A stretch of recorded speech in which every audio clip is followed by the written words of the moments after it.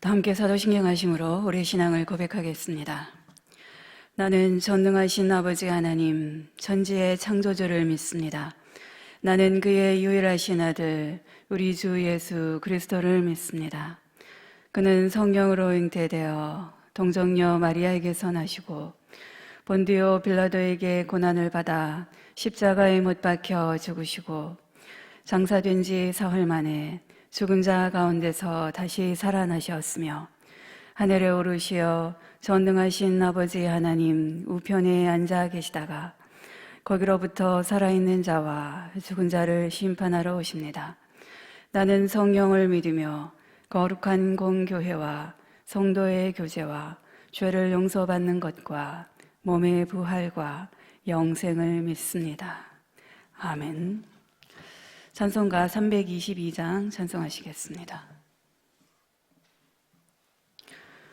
찬송가 322장입니다.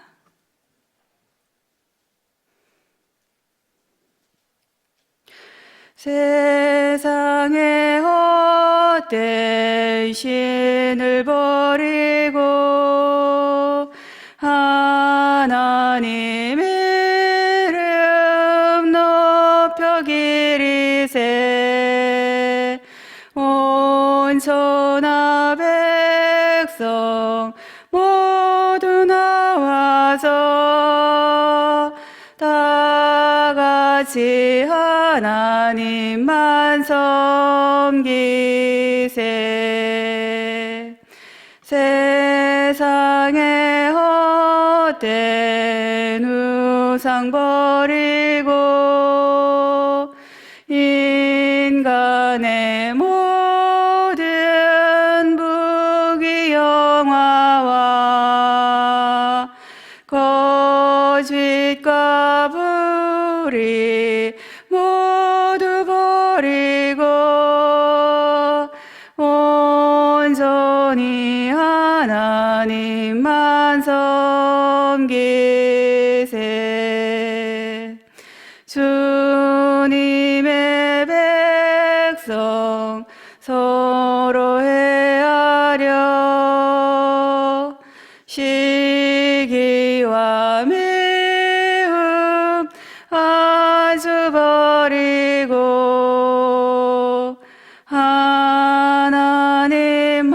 하나님만을 홀로 섬기는 전국을 로서 이뤄주소서.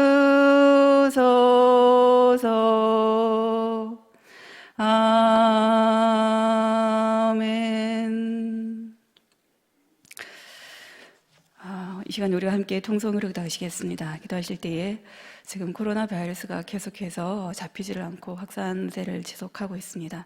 이 코로나 바이러스는 우리 인간의 무지와 또 교만과 죄악으로 발생된 재앙일 것입니다. 이 재앙을 통해서 우리에게 교훈을 주시는 하나님 앞에 우리가 먼저 회개로 나아가기를 원합니다. 우리의 죄악된 모습들을 다시 한번 돌아보면서 이 기회를 통해서 더욱더 새롭게 거듭나는 이 땅의 모든 백성들과 특별히 우리 가자질 공동체가 될 수 있도록 해서 함께 동성으로 기도하시겠습니다.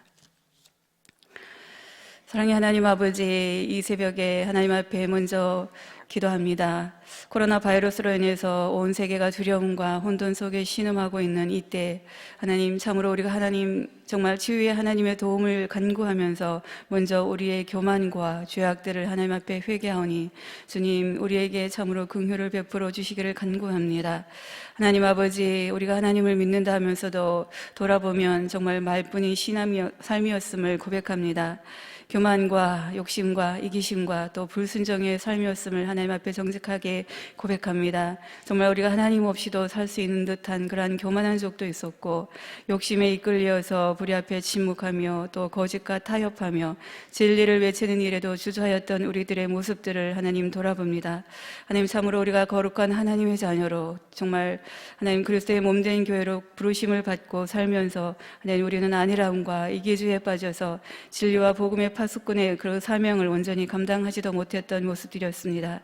하나님 참으로 우리를 긍휼히 여겨 주시옵소서. 눈에 보이는 것이 전부인 것처럼 살아가는 우리들의 무지와 우리들의 부족함과 우리들의 연약함과 우리들의 어두움을 고쳐 주시옵소서. 하나님 참으로 보이지 않는 그 코로나 바이러스를 우리가 인정하면서 정말 두려워하며 살아가는데 살아계신 하나님을 두려워하지 않았던 우리들의 완악함을 긍휼히 여겨주시고 참으로 하나님 안에서만이 영원한 생명과 또 영원한 소망이 있음을 다시금 고백할 수 있는 그러한 기회가 될 수 있도록 하나님 인도하여 주시옵소서. 살아계신 하나님 아버지, 참으로 우리가 기도하옵나니 세상 법 위에 하나님의 법이 있음을 다시 한번 고백하며 주님의 말씀에 온전히 순종하게 하시고 정말 하나님보다 더 사랑했던 그런 것들이 있다면 정말 우리의 우상들을 과감하게 버리게 하시며 교만이 겸손으로 바뀌게 하여 주시고 욕심이 섬김으로 바뀌게 하여 주시며 다툼이 화해와 협력으로 바뀌게 하나님 하여 주시옵소서. 하나님 특별히 우리 가자지엘 공동체를 기억하여 주시옵소서. 이제는 오직 성경으로, 오직 믿음으로, 또 오직 은혜로, 오직 하나님께 영광을 올려드리는 그러한 행함이 있는 그러한 삶으로 나아갈 수 있도록 우리 모든 권속들 한 사람 한 사람을 붙들어 주시옵소서. 코로나 바이러스를 퇴치하실 분은 오직 하나님 분이시며 그러므로 온 인류의 소망은 오직 예수 그리스도이심을 확신하며 담대하게 선포하며 살아가는 그러한 살아있는 신앙인들이 다 될 수 있도록 하나님 인도하여 주시옵소서. 코로나로 인한 어려움과 고난을 통해서 값진 하나님의 교훈을 깨달을 수 있는 겸손과 또 지혜를 우리에게 더하여 주시고 우리의 신앙이 더욱더 성숙해 되는 그러한 기회가 될 수 있도록 하나님 도와주시옵소서. 참으로 하나님 간구하옵나니 주의 말씀을 의지하며 부르짖는 오늘 우리의 기도를 우리 하나님께서 들어 응답하여 주시옵소서. 이제 목사님을 통하여 주시는 하나님의 음성을 듣기를 원합니다. 머리가 아니라 마음으로 가슴으로 받아서 삶의 지표가 되는 그러한 하루의 말씀이 될 수 있도록 도와주시옵기를 살아계신 예수님의 이름으로 기도하옵나이다.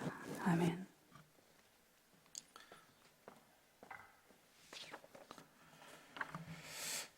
오늘 우리에게 주시는 하나님의 말씀은 마태복음 8장 14절에서 17절까지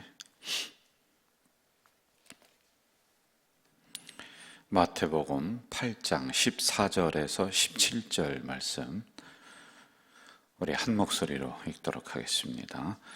예수께서 베드로의 집에 들어가사 그의 장모가 열병으로 앓아 누운 것을 보시고 그의 손을 만지시니 열병이 떠나가고 여인이 일어나서 예수께 수종 들더라. 저물매 사람들이 귀신 들린 자를 많이 데리고 예수께 오거늘 예수께서 말씀으로 귀신들을 쫓아내시고 병든 자들을 다 고치시니 이는 선지자 이사야를 통하여 하신 말씀에 우리의 연약한 것을 친히 담당하시고 병을 짊어지셨도다 함을 이루려 하심이더라. 아멘.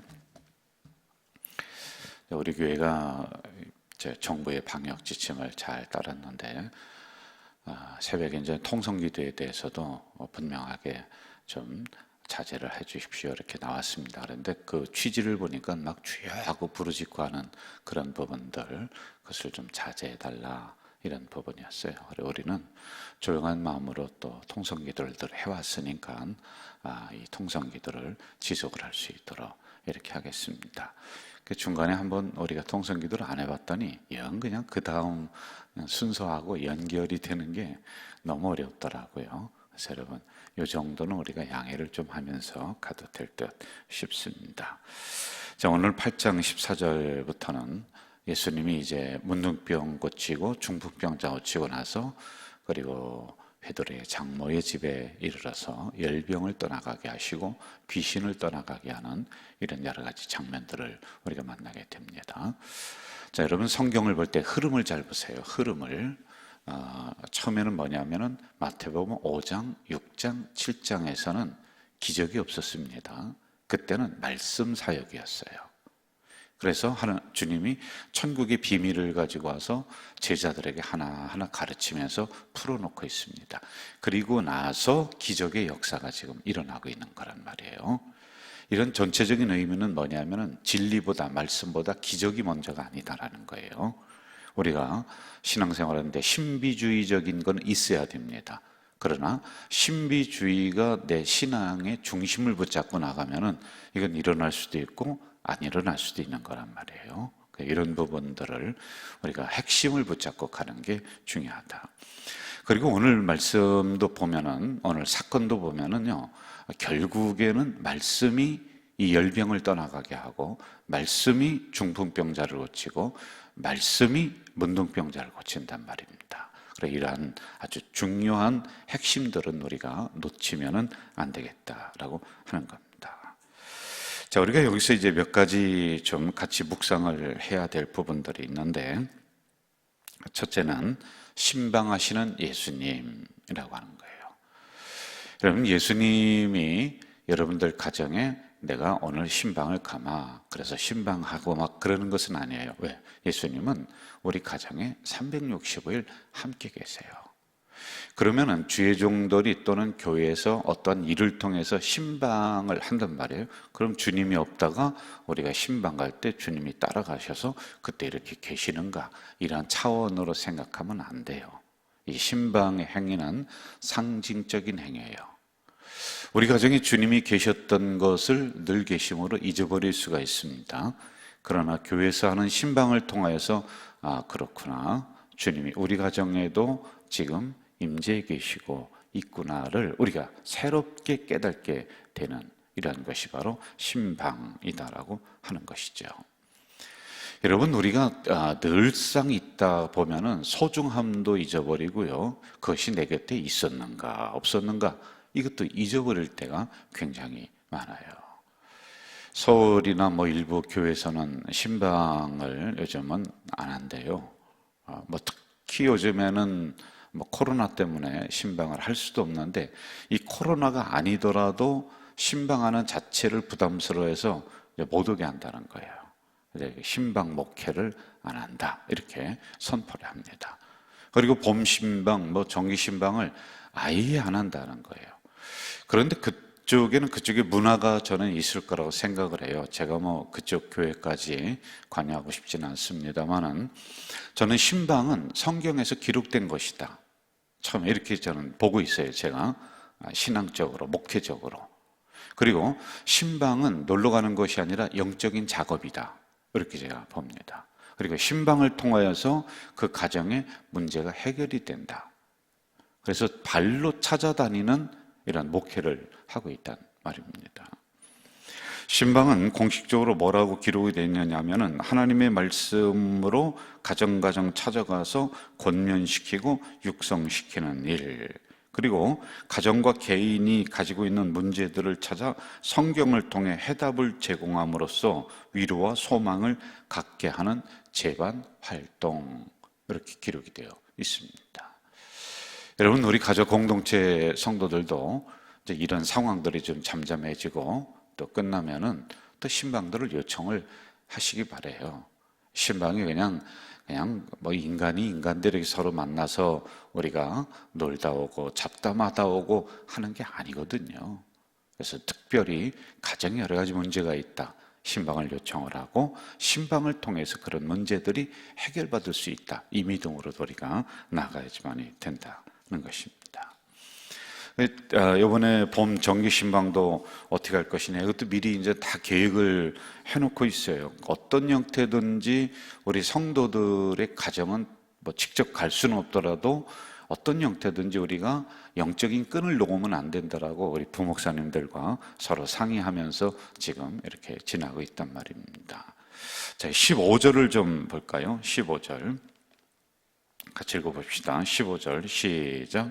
그의 손을 만지시니 열병이 떠나가고 여인이 일어나서 예수께 수종 들더라. 열병이 떠나갔다. 신방을 통해 나타난 축복이란 말입니다.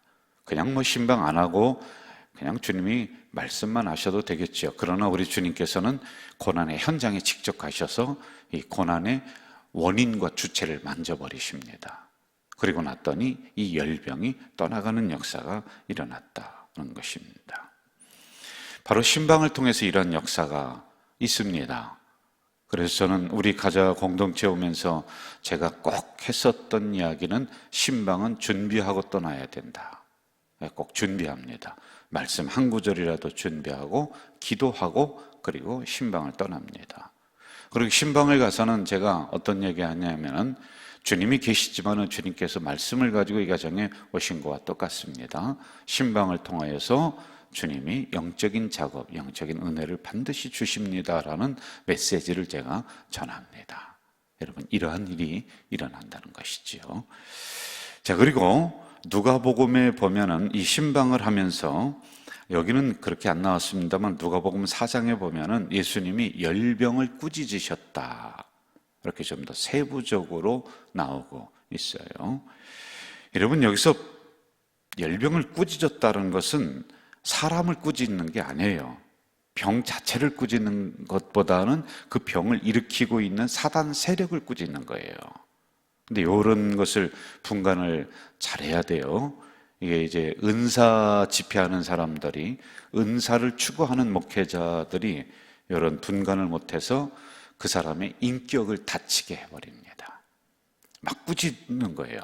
아이고, 멀쩡하게 생긴 그런 권사님을 앞에 세워놓고 뭐 그냥 험한 이야기를 막 하는 거예요. 그러면서 당신의 안에 있는 사단한테 하는 거다. 그런 거 같은데도 괜히 기분이 안 좋아요. 자기 인격이 막 아파. 그래서 요거 은사 집회할 때 조심해야 돼요.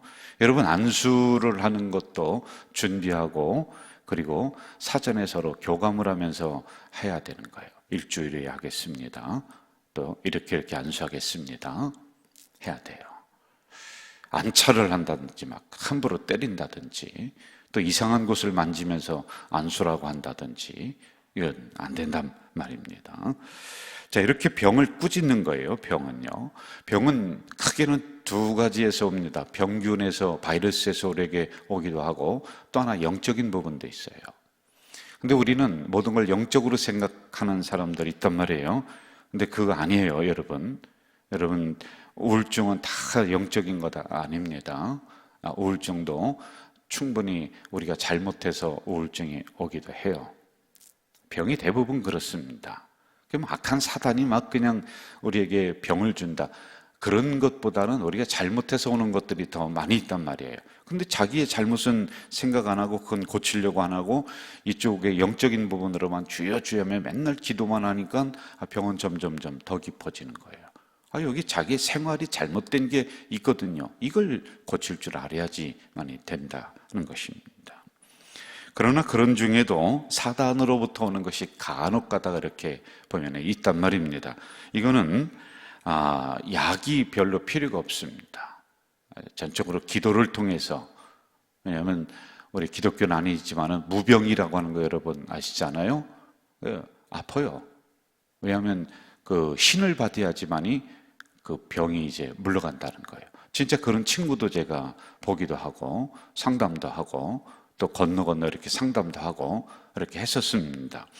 그런데 왜 구술하면 아픈 게 낫느냐? 이게 이제 악한 사단의 영적인 부분이라 그렇단 말이에요. 약 먹어야 되지 왜 구술하느냐?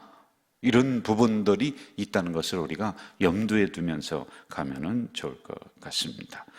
자, 하여간 이러한 영적인 부분들로 인해서 나에게 어려움이 온다, 이것은 꾸짖어야 돼요. 그 사단을 꾸짖어야 돼요. 사단을 향해 명령해야 돼요. 그럴 만한 권세와 능력이 여러분과 저에게는 있습니다. 그래서 사단은 하나님의 자녀가 명령하고 꾸짖는 걸 듣고는 일곱 길로 도망가는 거예요. 사단은 타협할 대상이 아니에요. 달래야 될 대상이 아니에요. 함께 어우러져서 살아갈 대상이 아니에요. 이런 부분을 분간을 잘 하십시오. 자, 16절 한번 같이 볼까요? 같이 읽어봅시다. 시작. 저물매 사람들이 귀신 들린 자를 많이 데리고 예수께 오거늘 예수께서 말씀으로 귀신들을 쫓아내시고 병든 자를 다 고쳐주셨다, 이렇게 나오고 있습니다. 자, 다 고쳐주셨다. 병든 자를 다 고쳐주셨습니다. 근데 여기도 핵심의 단어를 붙잡으세요.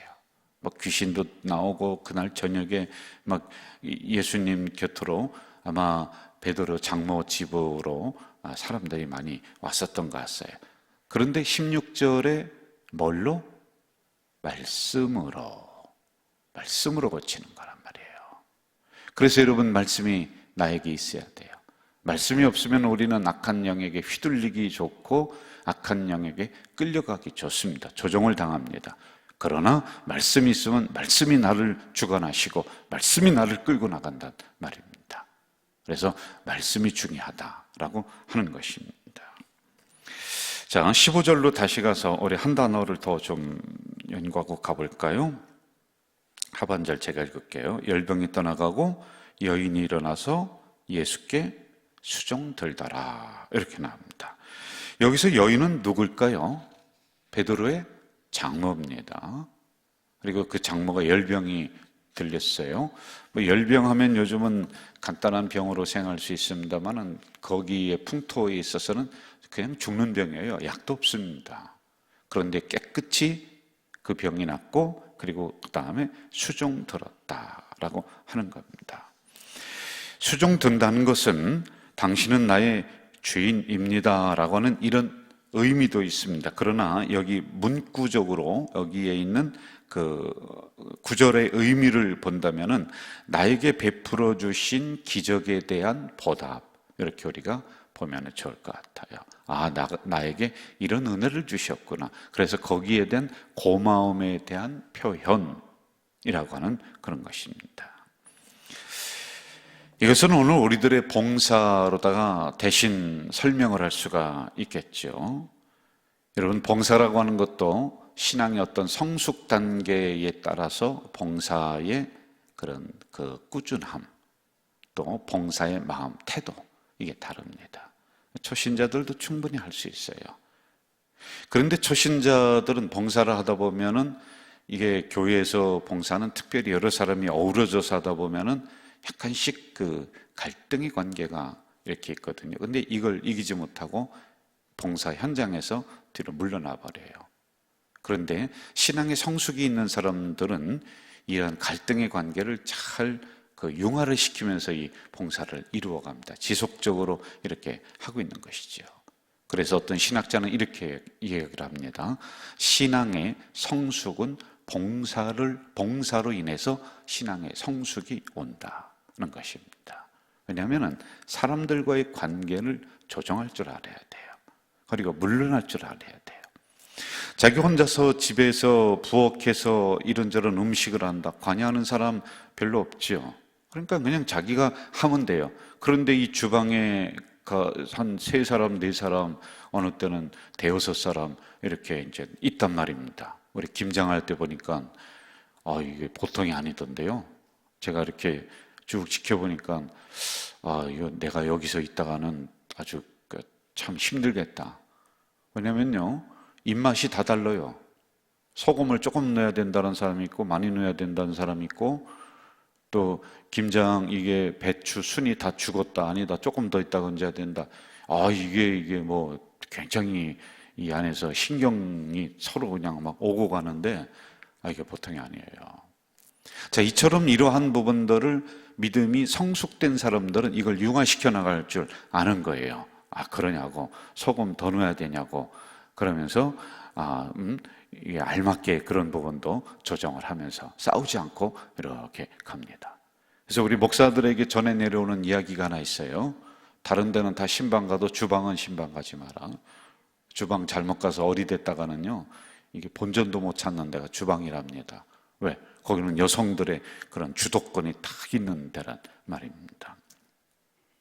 자, 신앙의 성숙은 봉사와 동반이 된다. 그럼 봉사를 할 때 어떤 자세로 하느냐? 베드로전서 4장에 보면은 은혜를 맡은 선한 청지기 같이 봉사하라. 그리고 누가 만일 봉사하려면 하나님이 공급하시는 힘으로 하는 것 같이 하라, 이렇게 나오고 있습니다. 선한 청지기 같이 내 힘이 아니라 하나님이 주시는 힘으로 하는 것 같이 봉사를 어우러져서 하라는 것입니다. 로마서 12장에는 봉사는 성도들의 기본 자세를 성실함으로, 부지런함으로, 즐거움으로, 감사로, 그리고 희생을 생각하면서 봉사해야 된다. 거기에 대한 대가가 별로 없어요.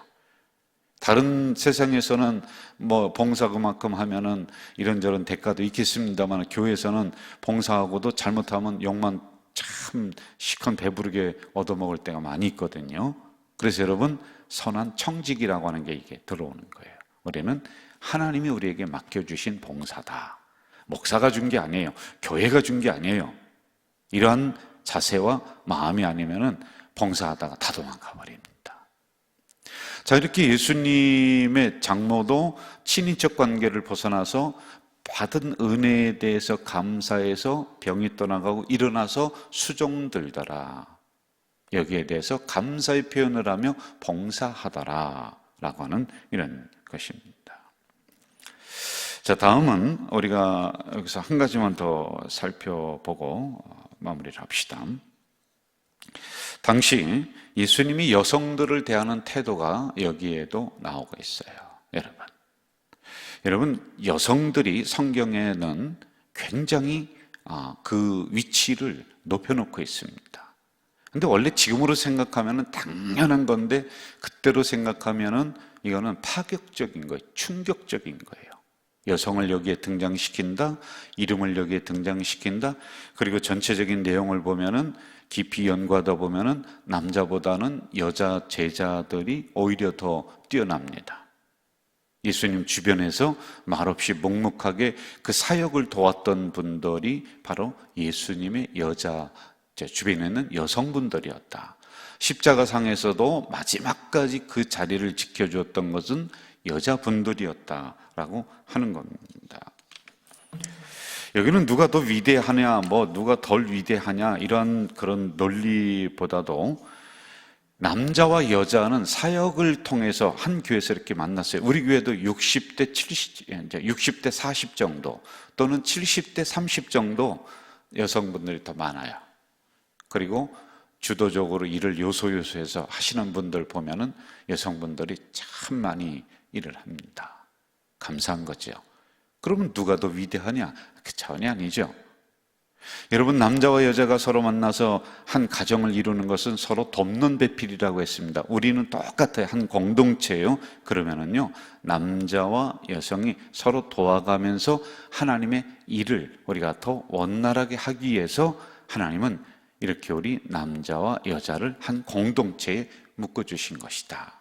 이 생각으로 우리가 나아가면 딱 맞을 것 같단 말입니다. 분명히 기억하세요. 여성분들도 인격체입니다. 흠없는 인격체예요. 주님이 소중하게 생각하는 하나님의 형상이다라고 하는 거예요. 그래서 여러분, 남자는 함부로다가 여성분들을 해도 안 돼요. 그리고 무슨 부속품 처리 생각해도 절대 안 되는 겁니다. 그리고 여성분들도 우리가 서로 돕는 배필로 이 공동체를 섬겨 나간다. 이렇게 우리가 생각을 해야지만이 된다라고 하는 것입니다. 자, 우리 마지막으로 17절 보고 마무리합시다. 17절 시작. 이는 선지자 이사야를 통하여 하신 말씀에 우리의 연약한 것을 친히 담당하시고 병을 짊어지셨도다 함을 이루려 하심이더라. 우리 주님께서 채찍에 맞으심으로 우리가 나음을 입었어요.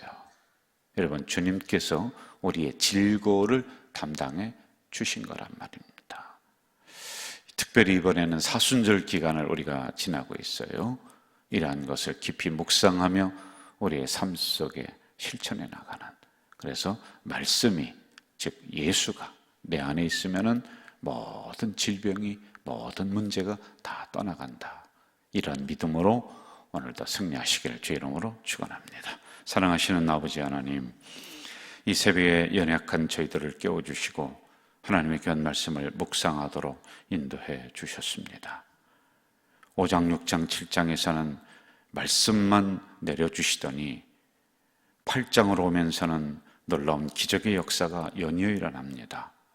이것은 진리가 먼저다, 말씀이 먼저다 우리에게 알려주시오니 기적이 일어나지 않는다 할지라도, 내 안에 병이 떠나가지 않는다 할지라도 우리는 말씀 중심의 신앙을 가지는 우리 가족 공동체 될 수 있도록 인도해 주시옵소서. 살아계신 말씀이 그 안에 있다면 결국에는 이제 약한 질병도, 그리고 나를 묶어놓고 있었던 어려운 것들도 다 해결되고 떠나가는 줄 믿습니다.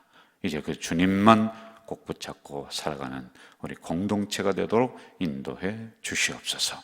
예수님의 이름으로 기도하옵나이다. 아멘.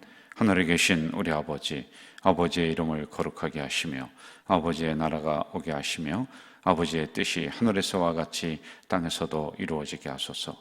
오늘 우리에게 일용할 양식을 주시고 우리가 우리에게 잘못한 사람을 용서하여 준 것 같이 우리 죄를 용서하여 주시고 우리를 시험에 빠지지 않게 하시고 악에서 구하소서. 나라와 권능과 영광이 영원히 아버지의 것입니다. 아멘.